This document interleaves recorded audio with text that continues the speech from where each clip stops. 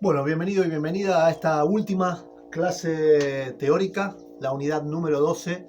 Hoy vamos a abordar diferentes técnicas varias para seguir implementando algunas ideas. Vamos a trabajar con alguna estructura, vamos a trabajar un poco con algo de cultivos. Así que bueno, te invito a que me acompañes y bueno, avanzamos. Lo primero que vamos a ver hoy tiene que ver con lo que se denomina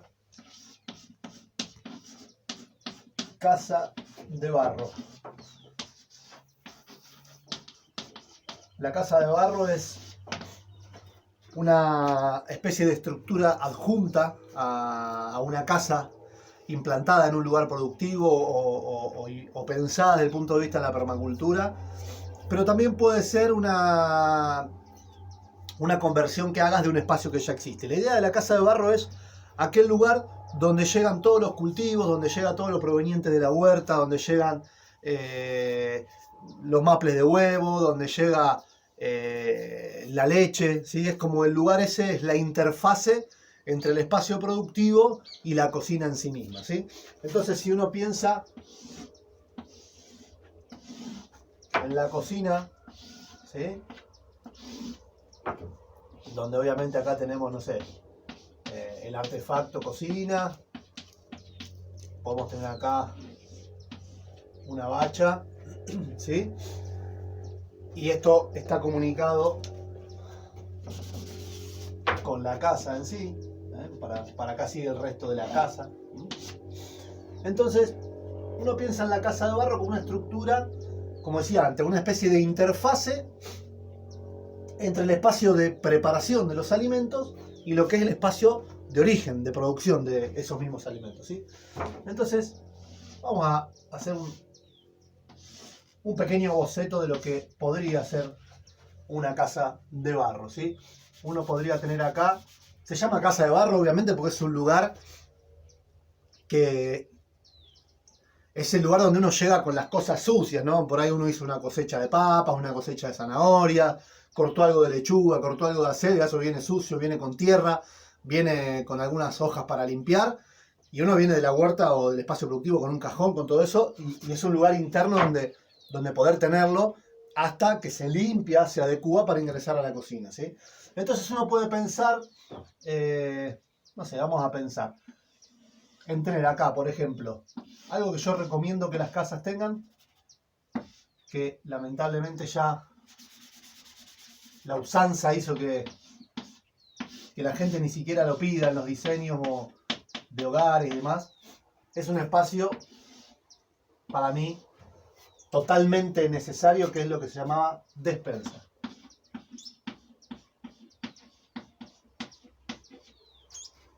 La despensa nos ayuda no solo a obviamente tener un backup de alimentos, una guarda de alimentos, ¿sí? Sino que también nos ayuda a planificar mejor nuestras compras, a planificar mucho mejor nuestra alimentación, ¿sí? Si yo tengo acá una reserva de alimentos, puedo planificar una semana y armar incluso una dieta, ¿sí? Una dieta ya estipulada para toda esa semana, con lo cual me puedo organizar mucho mejor quizá en el espacio productivo y con las cosas que tienen que ver con lo cotidiano, ¿sí? Con el comer. Entonces, para mí es muy importante volver a pensar en la existencia de despensas en las casas, ¿sí? La existencia de despensas donde uno tiene acceso desde el espacio de alimentación, ¿sí? Desde la cocina, y donde tiene uno acceso desde la afuera. ¿Está bien? Esa casa de barro debería poder contar con un lugar donde, eso es una bacha, ¿sí? Un lugar donde limpiar esos alimentos, como decíamos antes, uno saca remolachas, saca zanahorias, viene con lechugas, viene con remolachas, con cebollas, viene con acelgas, con espinaca, con repollos. Son todas cosas que vienen siempre, que tienen una necesidad de ser puestas en forma, digamos, ¿sí? Entonces hay todo un proceso de limpieza, ¿sí? que hay que hacer de lavado. Y recomiendo que haya un cajón acá, un cajoncito donde uno pueda tirar todos esos desperdicios que obviamente luego van a ir a parar al gallinero, van a ir a parar a alguna pila de compost, ¿sí? Esa casa de barro a la vez tendría que tener un lugar donde uno puede dejar el barro que trae de afuera, una especie de limpiador de botas, una especie de limpiador de zapatillas, ¿eh? Un lugar donde hasta incluso puede dejar unas herramientas y algunos cajones vacíos apilados para la cosecha. También uno podría tener acá algunos lugares donde creo que hemos hablado en algún momento, por ejemplo, el bajo bacha. Uno podría tener algún lugar como son las bolsas donde crecen los hongos, ¿sí? Que son, digamos, el sustrato donde crecen los hongos. Uno podría tener 2 o 3 bolsas ahí abajo con crecimiento de hongos. También podría tener acá, en este lugar, asociado a una ventana, unas repisas o unos racks donde puede hacer germinados, ¿sí? Donde podría estar haciendo los germinados.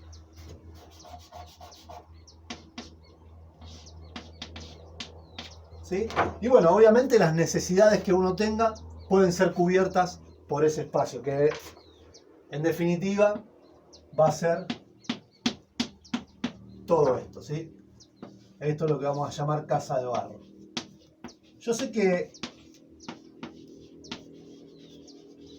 uno dice, bueno, pero ¿te parece semejante estructura?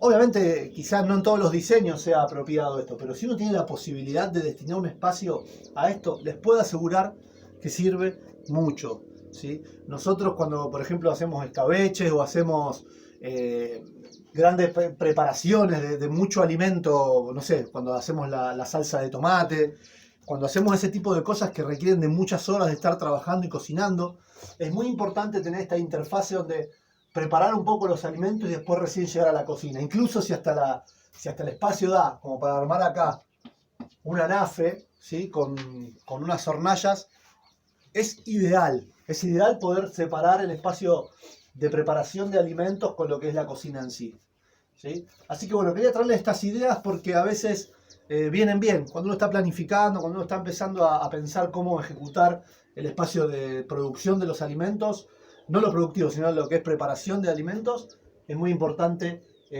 pensar en la posibilidad de lo que es la casa de barro, ¿sí? Bueno, avanzamos un poquito más. Bueno, vamos a hablar un poquito ahora de invernaderos. Vamos a hablar de el espacio donde podés tener ciertos productos que te permitan, o ciertas producciones que permitan que uno anticipe las temporadas o estire las temporadas hacia adelante, o bien tenga ciertos alimentos que necesitan de un cuidado mayor, ¿sí? Ya sea por insolación, ya sea por baja temperatura, ya sea por heladas y demás, ¿sí? Así que quiero que nos metamos en el concepto de invernadero. En algún momento lo tocamos, hablamos también de vivero, ¿sí? En este caso me gustaría hablar del invernadero, ¿sí? Y de las posibilidades que tenemos. Obviamente, si uno tiene un espacio grande, y su espacio productivo va a tener una gestión bien productiva, quizá amerite, independientemente del clima en el que está, la planificación y la ejecución de un invernadero, ¿sí? El invernadero tiene como objetivo mantener más estable la temperatura, la humedad, ¿sí? En un espacio un poco más controlado que permite que los primeros crecimientos de las plantas o el mantenimiento de plantas que tienen necesidades especiales pueda ser mucho más sencillo y más satisfactorio, obviamente representado por menos pérdida, ¿sí? Así que voy a ir tocando varios aspectos del invernadero. Lo que yo busco con un invernadero es un espacio cerrado, ¿sí? Que tenga cierto control de la humedad interna, cierto control de los rayos del sol o de la temperatura, ¿sí? Y que tenga un ambiente más estable, digamos. Ese invernadero, al estar cerrado y no tener movimiento de las masas de aire, genera un espacio mucho más estable en estas condiciones, ¿sí? Entonces, obviamente uno trabaja con acristalamientos. Son estructuras que están acristaladas, están forradas, ya sea en vidrio, en plásticos, en films de nylon o polietileno, ¿sí? Y le van a permitir a uno, a partir de la entrada del sol, sostener esa temperatura. ¿Qué pasa? Cuando el sol está proyectando sus rayos, ¿sí? Lo que sucede es que los rayos ingresan, ¿sí? Ingresan, atraviesan ese nylon, generan un microclima y cuando quieren salir rebotan. Entonces se genera lo que se llama efecto invernadero, ¿sí? Hay como una especie de capa que no permite que los rayos vuelvan a salir y se genera un rebote de esa iluminación y de esos rayos que generan una elevación de la temperatura, ¿sí? Obviamente, particularmente en el lugar en el que te encuentres, es importante que esos invernaderos tengan ventilación por un lado, para poder controlar, también cuando uno ve que la temperatura se elevó demasiado, poder abrir alguna puerta o alguna ventana que permita la evacuación rápida de esa masa de aire caliente, y a la vez tener dentro la posibilidad de regular la humedad a partir de riegos, ¿sí? Por eso los pisos pueden ser o de tierra o de piedras, ¿sí? De piedritas, tipo de ripio, o esas típicas piedras de estacionamiento, para poder regar uno y poder mantener cierta humedad, ¿sí? Obviamente la humedad dentro del invernadero se va a agotar mucho más rápido que en el exterior, ¿sí? Obviamente por la elevación de la temperatura. Yo no voy a entrar en el detalle ahora, pero el invernadero, cuando uno está diseñando y planificando como les toca a ustedes, cuando dice, bueno, define que va a ser un invernadero, uno hace una investigación profunda y un análisis de ese elemento y empieza a ver todas las posibilidades que tiene, ¿sí? Hay una relación entre el tamaño del invernadero y la cantidad de ventanas que necesitan abrirse para poder ventilar, ¿sí? Hay una relación estipulada entre lo que es el ancho, el alto y el largo del invernadero en función no solo de la zona, sino también del tipo de producción que quiero hacer y a la vez del esquema de ventilación, ¿sí? Esto como para que lo tengan como dato. Bien, entonces el invernadero uno podría trabajar, por ejemplo, a mí me gusta mucho este formato, que es un formato rectangular, ¿sí?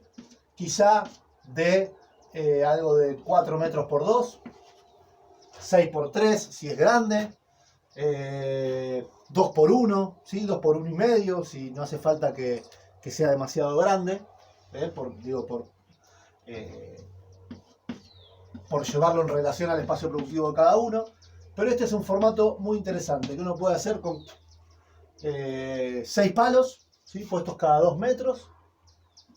6 palos, 6 rollizos de eucaliptos, 6 troncos, 6 vigas, ¿sí? Lo que cada uno tenga. Esto sería visto desde arriba. Si uno lo ve desde el lateral, bien podría tener esta forma, bien podría tener esta forma, o sea, techo a un agua, techo a 2 aguas, o un techo parabólico, ¿sí?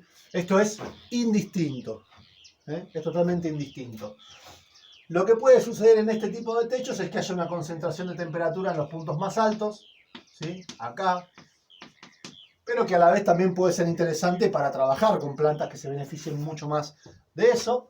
Y lo que sucede acá es que la temperatura tiende a circular un poco mejor, es como más parejo, digamos, en su distribución. Pero cualquiera de los tres andan muy bien, ¿eh? Obviamente, siempre es importante tener la posibilidad de ventilar con ventanas laterales, incluso a veces con algunas ventanas cenitales en el techo para poder evacuar la temperatura, ¿eh? Una distribución interesante puede llegar a ser, si uno tiene la puerta en este lado, armar 2 bandejas, ¿sí?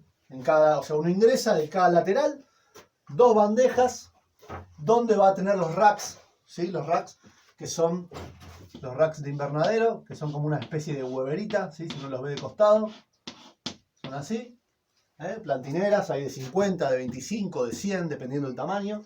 Eso se compra, hay de plástico, hay de tergopor. Pero lo que hace acá es como una especie de repisa, de bandeja, donde va a acomodar todos esos racks, ¿sí? Y lo ideal siempre es trabajar a una altura que tenga que ver con la cintura, más o menos, que son entre 85 y 90 centímetros, lo tradicional, para poder trabajar cómodo, ¿sí? Y trabajar acá con todos los racks de ambos lados. Quizá de un lado se pueden tener racks, de otro lado macetines. Entonces uno, una vez que trabaja con los racks, después pasa a macetines, ¿sí? Y recién después del macetín pasa al emplazamiento definitivo. Esto permite escalonar mucho más la producción y utilizar más eficientemente los espacios, ¿sí? Porque mientras yo tengo el huerto ocupado con acelgas adultas ya que estoy cosechando, tengo en esta bandeja plantines con acelgas que son juveniles, ¿sí? Que están en el orden de un mes y medio, ¿sí? Más o menos llegando a los 2 meses. Y acá tengo acelgas recién sembradas, ¿sí? Entre el día 0 de siembra y quizá el mes, ¿sí? 0 a un mes, 1 a un mes, a un mes y medio, 2 meses. Y después acá tengo de 2 meses y medio, 3, 4 hacia adelante. Perdón, en el huerto, ¿sí? Entonces genera un escalonamiento en la siembra que me permite a mí planificar. Si yo tuviese que cuidar todas estas semillas en una siembra directa en el huerto, me demandaría mucha más energía, mucha más agua, mucho más peligro de que la semilla se seque o sea depredada. Entonces, si yo lo tengo en un invernadero, organizo y gestiono mucho más este momento del plantín, que es el momento más crítico cuando es un bebé, digamos, ¿sí? Cuando es lo que llamamos un baby. Entonces uno podría tener acá todos la plantinera, ¿sí? Con bolsitas, ¿sí? Con macetines, y después de acá ya sale el emplazamiento definitivo. Es importante quizá armar dentro del invernadero una estructura que contenga 1 o 2 tanques de almacenamiento de agua, hacer un riego por goteo o un riego por aspersión, ¿sí? El riego por goteo es con la manguera perforada, y el riego por aspersión son unos picos que se compran, se ponen mangueras colgando y se incrustan en la manguera y generan una especie de neblina o una especie de sapito interno inverso, ¿sí? Con gotas mucho más chiquitas. Entonces genera acá un espacio con la humedad necesaria, ¿sí? Y obviamente debajo, si uno mira al costado, si uno mira a nivel, si este es el invernadero, ¿sí? Acá podríamos tener las bandejitas, que son como mesadas de trabajo, y podemos trabajar, por ejemplo, en uno de los lados con algunos enrejados metálicos o de madera, y podemos incluso tener sembrados entre la bandeja y la pared algunos tomates. Entonces podemos tener algunos tomates cherry, algunas plantas que necesiten, por ejemplo, pepinos, que son susceptibles al frío, pero los puedo tener muy bien en invernadero y crecen muy bien en invernadero durante toda la temporada. Entonces podríamos trabajar con ese tipo de estructuras internas.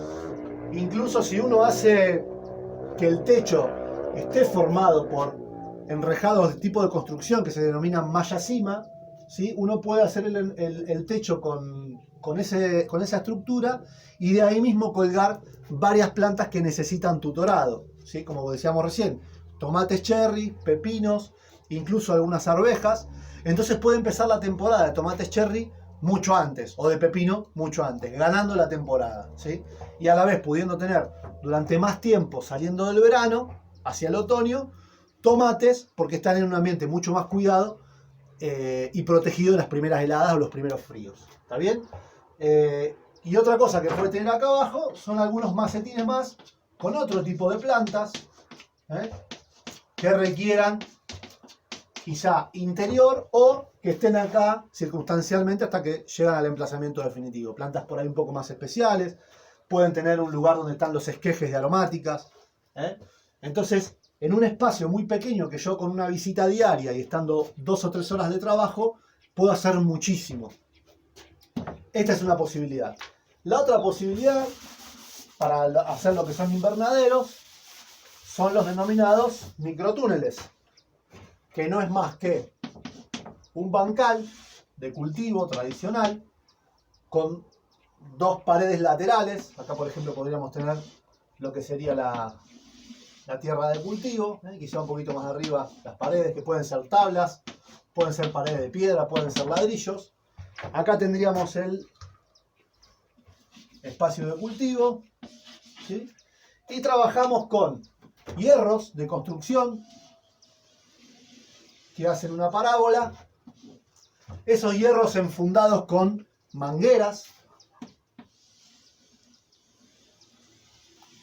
Y obviamente eso incrustado al suelo, ¿sí? de una determinada manera. Pueden ser cañitos, puede ser directamente clavado a la tierra. Y sobre esto una cubierta de nylon. Nylon polietileno agrícola, ¿sí? Con filtro ultravioleta para que dure un poco más. Y ese polietileno podemos pisarlo con piedras a los laterales. Podemos pisar un lado con tierra y de un lado solo hacer la elevación. Esto cuando nosotros queremos trabajar, enroscamos todo el nylon, lo plegamos arriba y nos queda todo esto abierto para poder trabajar, ¿sí? La verdad que los microtúneles funcionan muy bien. Si uno pudiese tener una parte de la huerta, 2 o 3 bancales con microtúnel y 2 o 3 bancales libres, incluso hasta el microtúnel podría, además de tener el plástico, podría tener una vuelta de media sombra, ¿sí? Entonces yo puedo retirar el plástico en verano, dejar la media sombra en invierno para cuidarme de los pájaros o para cuidarme del sol excesivo, ¿sí? Así que bueno, esta es una buena posibilidad. Y por último, quería compartirles una especie de mix que podemos hacer con los invernaderos, ya sea o con casas o con gallineros. Y ahora vamos a explicar por qué. Yo podría tener mi casa acá, vamos a hacer así, esta es mi casa. Acá tengo el norte, con la insolación principal. Y yo podría usar hacia el norte un invernadero, ¿sí? Ese invernadero va a tener varias funciones. Por un lado, puedo tener una puerta que comunique el invernadero con la casa y hago una especie de jardín de invierno. Es una posibilidad. Otra es que eso esté totalmente cerrado y tengo una puerta, un ingreso por afuera, pero mantener unas aberturas en la pared, ¿sí? Una abertura superior e inferior, que permita que cuando el sol está calentando el invernadero, ¿sí? La temperatura o el aire caliente ingrese a la casa, calefaccionando la casa, y el aire frío, que siempre se suele como acomodarse en la parte más baja, ¿sí? El aire frío siempre baja, ingresa al invernadero, donde se calienta y se genera un círculo térmico, utilizando el invernadero no solo como un espacio para producir, sino también como un espacio que ayuda a la climatización de un hogar. Esto podría ser mi casa, o bien también podría ser, por ejemplo, un gallinero, ¿sí? Donde en invierno las gallinas se vean beneficiadas de este ciclo, ¿sí? A la vez que las gallinas generan cierta temperatura, porque son animales de aire caliente, que favorecen también al invernadero. Entonces quizá en ese caso uno podría trabajar con un enrejado acá, ¿sí? Para que se vean favorecidas tanto las plantas del invernadero con la temperatura, no tanto del sol en invierno, sino más bien con el calor de las gallinas, y las gallinas reciban cierto refresco proveniente del invernadero, ¿sí? Entonces genera una climatización mutua entre ambas estructuras, ¿eh? Bueno, quería traerte ahí este concepto. Incluso, una cosa más, si fuese verano, esto en invierno funciona muy bien, si fuese verano, yo digo, bueno, ¿qué pasa con el verano? Porque este aire caliente que ingresa acá se me va a meter a la casa, si esto fuese mi casa. Entonces, en ese caso, yo tengo dos opciones. Puedo bien cerrar esto para evitar ese proceso de recirculación, o puedo mantenerlo abierto, ¿sí? Puedo mantenerlo abierto y generando en el techo de la casa una salida, que puede ser con un sombrero o con un eólico, y desde el sur, donde tengo lo que se llama mi patio de sombra, que es un lugar que recibe muy poca insolación y que incluso podría tener con enrejados y algunas enredaderas para mantener sombra y fresco. Conectado ese patio de sombra con una ventana a la casa, cierro abajo, ¿sí? Mantengo el switch de arriba abierto. Entonces el calor que se genera en el invernadero, que viene por acá, va a buscar salir, ¿sí? Y al salir, ¿sí? Por un efecto de tiraje y Venturi, que se denomina Venturi, que es cuando un aire, cuando una corriente de aire atrae a otra por succión, se genera un ingreso de aire fresco desde el patio de sombra, que puede estar regado, que puede estar en sombra y demás, a la casa, utilizando al sol como motor, ¿sí? De un enfriamiento o de un sistema de enfriamiento natural. A partir del movimiento de aire caliente que se genera, esta corriente de aire caliente ingresa aire fresco y renovado a la casa. Bien, vamos a cortar acá. Justo pasó una moto, espero que se haya escuchado. Avanzamos un poquito más. Bueno, habiendo visto algo de estructura, ahora vamos a trabajar un poquito con lo que tiene que ver con el espacio productivo. Esto puede estar orientado quizá a esos espacios pequeños, ¿sí? A diseños pequeños, urbanos, o pequeños diseños periurbanos, pero también puede estar orientado a lo que en un espacio más grande puede ser lo que denominamos ya en videos anteriores como huerto-cocina, ¿sí? Es el lugar donde tengo una mezcla de los diferentes cultivos para generar una dieta primero próxima y a la vez diversa, ¿sí? Entonces te quiero acercar una técnica interesante que se denomina keyholes, que sería algo así como agujero de cerradura, y que tiene que ver con la construcción de bancales que tienen esta forma. Medio como en herradura también, ¿no? Entonces, ¿cuál es la idea? Algo similar a lo que trabajamos con espiral de aromáticas. Yo tengo un gran espacio productivo, pero lo tengo como recogido, lo tengo bien, bien cerquita mío. Entonces, esto puede ser un lugar que tiene algo así como 80 centímetros de diámetro.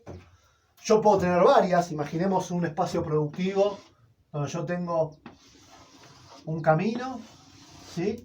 Y a esos caminos tengo asociados varios de estos keyholes, como si fuesen lóbulos que salen, ¿sí?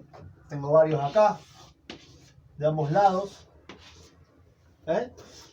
y lo que tengo es esto, aproximadamente unos 5, ¿sí? metros de bancal, por el ancho que considero, siempre estamos hablando de anchos próximos al metro, o sea que tengo cerca de 5 metros cuadrados, pero aproximadamente en un espacio que tiene menos de 3 metros de diámetro, ¿sí? Esto es extremadamente productivo y además me permite varias cosas interesantes, ¿sí? Voy a borrar esto, así podemos trabajar con esto. Tenemos obviamente un bancal que se maneja de una manera muy práctica, con bajo requerimiento energético por mi parte, ¿sí? Yo simplemente con entrar ahí, yo voy por el pasillo. Entro, me paro acá en el medio y simplemente moviendo las manos hacia los lados, llego a un montón de cultivos. Y eso es eficiente no solo para el trabajo periódico y continuo de ese espacio, sino también es eficiente para después lo que es la cosecha y el cultivo y el mantenimiento de ese espacio, ¿sí? Entonces podemos trabajar, por ejemplo, con cultivos diversos. Podríamos tener acá una hilera de algunas aromáticas. Por ejemplo, podemos tener albahacas, podemos trabajar con algunos oréganos, algunos cebollines, unos cibulet, en esta zona bien cercana. Luego en el medio podríamos tener acá algún cultivo de tomates, ¿sí? plantas de tomate, que ahora voy a dibujar bien cómo las emplazaríamos, ¿sí? Que podrían ser en trípode, ¿sí? Si lo veo desde arriba, esto es una caña para allá, una caña para allá, una caña para acá. El típico trípode donde se cuelgan las ollas de campamento, ¿sí? Entonces, yo hago crecer la planta acá, ¿sí? Y como el tomate necesita tutor o tutoreo, la voy atando a los laterales en la medida en que va siendo necesario, ¿sí? La voy tutorando y voy teniendo los frutos ahí adentro, ¿sí? Podría tener varios de estos tipis, ¿sí? Con producción de tomate acá. Bien. A la vez podría tener algunas plantas de lechuga ahí, cerquita.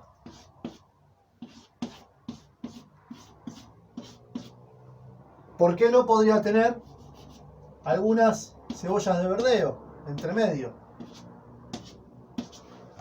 Y acá, quizás en la parte de atrás, podría tener incluso hasta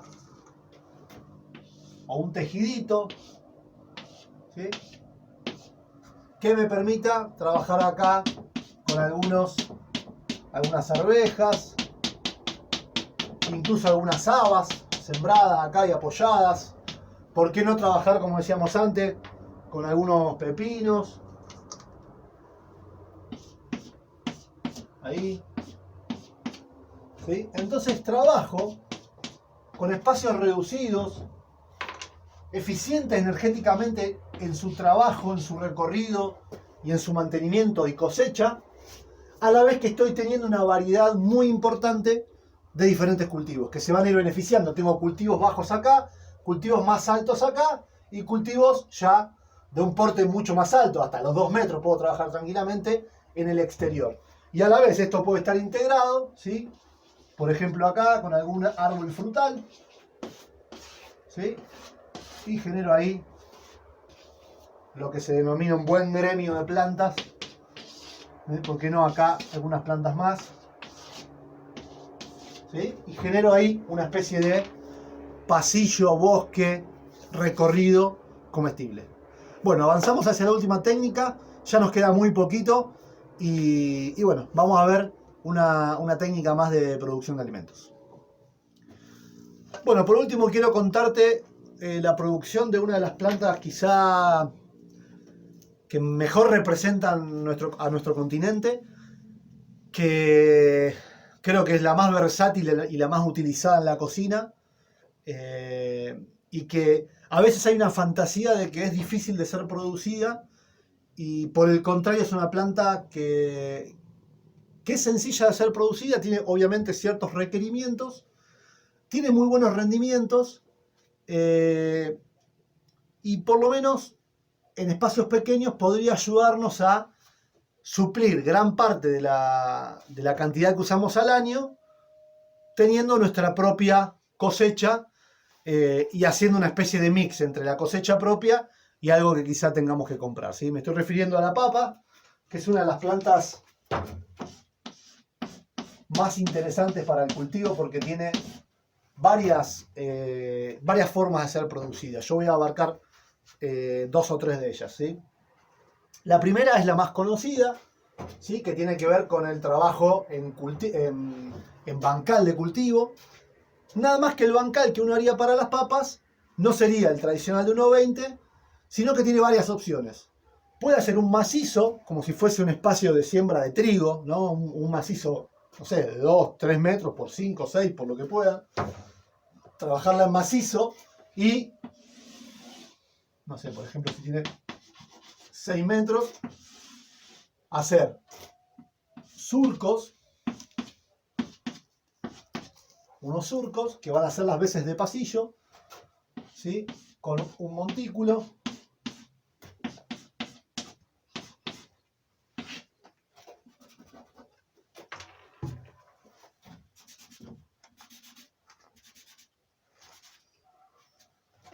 Y lo que se hace es, yo puedo sembrar lo que se llama papa semilla, que es la papa más chiquita que uno puede conseguir, que tendrá en tamaño natural, ese tamaño, ¿sí? Fíjense, tipo más chico que una pelotita de tenis, ¿sí? O puedo conseguir papas grandes, ¿sí? La papa tamaño tradicional, algo así, algo como una mano aproximadamente, y puedo seccionarla en varios pedazos, ¿sí?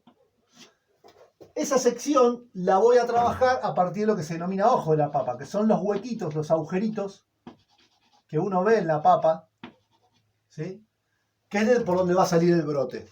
Los brotes se van a dar por acá, ¿sí? La papa va a brotar ahí, va a brotar ahí, va a brotar acá, ¿sí? Si yo pongo la papa entera, va a brotar por todos lados.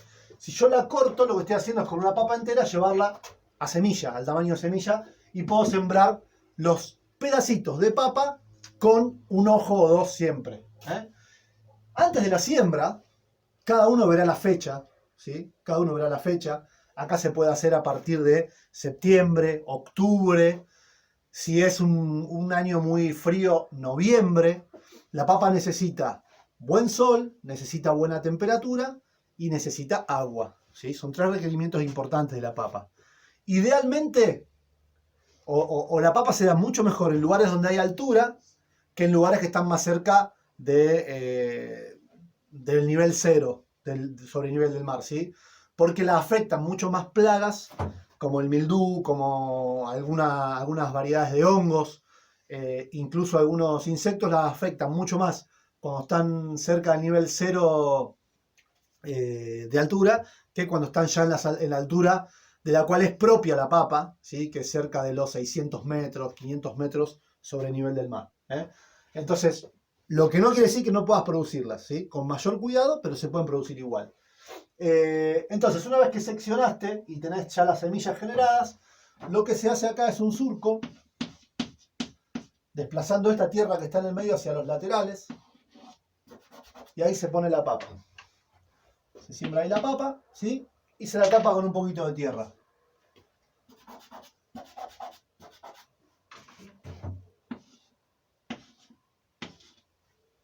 ¿Sí? Ponemos la papa ahí y la tapamos. Una vez que hicimos eso, la papa va a empezar a brotar, ¿sí? Va a brotar, va a dar una planta muy linda, con hojas redondas, grandotas.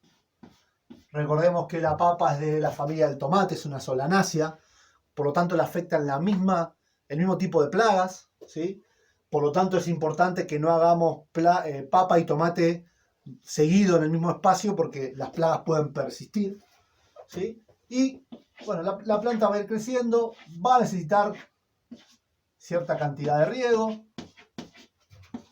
¿sí? Es una planta que necesita humedad, necesita agua, ¿sí? Por ejemplo, yo acá en la zona mía la trabajo inundando estos pasillos, pero también podrías tener acá instalado un riego por goteo sin ningún problema. Mientras esa planta va creciendo, va tendiendo a tirar nuevas papas, nuevos papines, acá, de costado. Entonces se hace lo que se llama el aporcado, que es juntar esa tierra que había sacado y tapar aún más. Ir tapando el tallo. Recordemos que la papa es un tallo engrosado, ¿sí? No es una raíz, es un tallo que está engrosado, ¿sí? Esta sigue creciendo, mientras yo la aporco, como que le tiro tierra encima, vuelve a salir, ¿eh? Y va cada vez más alto. Y yo esto en realidad lo podría tapar hasta donde quisiese. Generalmente los cultivos de papa terminan bien altos, ¿sí? En camellones bien altos ahí, con la planta saliendo incluso bien arriba, ¿sí? Y cuando es el momento de la cosecha uno se empieza a dar cuenta porque la planta se empieza a morir, se empieza a poner amarilla, se empieza a poner marrón, se empieza a secar y a partir de ese punto nosotros lo que hacemos es esperamos aproximadamente 10 días, ¿sí? 10-15 días. Una vez que pasó ese tiempo, con una laya se le da en cada uno de los surcos y se va cosechando la papa, ¿bien? Esa es una de las formas tradicionales. Y la otra forma, que es muy interesante para huertos pequeños, para huertos urbanos, es aprovechar una característica importante que tiene la papa, interesante, que es que no necesita de tierra para crecer. La papa, ustedes lo habrán visto cuando van a buscar alguna papa y está brotada. Si yo esa papa la dejo en esas condiciones y las tapo con papel, las tapo con paja, esa papa sigue creciendo, empieza a crecer y empieza a dar esos tallos engrosados. Con lo cual no necesita tierra, sí necesita humedad. Entonces uno puede hacer esto. Si tiene, por ejemplo, un bancal, ¿sí?, con los dos laterales y demás, se puede armar unas cajas más o menos de, no sé, 50 centímetros por 50, ¿sí?, cuadradas, así, de 50 por 50, como si fuesen cajones, pero sin el fondo. O sea, un rectángulo de madera de 50 por 50 y de alto aproximadamente de unos 25 o 30 centímetros. ¿Sí? Algo parecido a esto, que casualmente tengo acá. ¿Sí? Con esto mismo armo rectángulos, cuadrados de 50 por 50. Y lo que hago es, en primer lugar vengo, siembro la papa en este bancal. ¿Sí? Cuando la planta empieza a crecer, le pongo uno de esos cajones. Lleno todo esto de paja, de papel, de compost, de hojas. ¿Sí?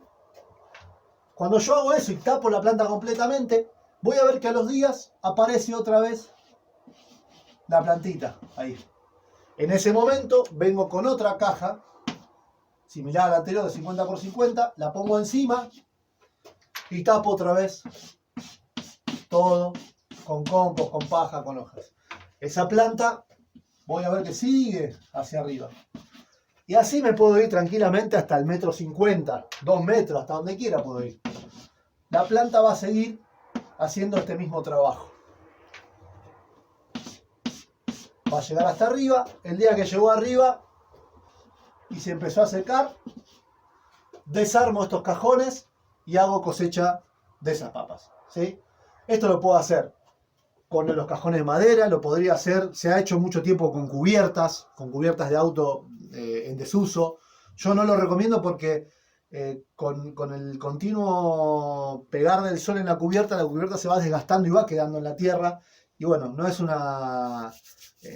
aditivo interesante para nuestros suelos, ¿sí? Pero puede ser también con tachos de 200 litros, los tachos de aceite de auto, los de 200 litros, esos tachos metálicos. Uno lo que puede hacer es perforar el fondo. Esos tienen esta formita.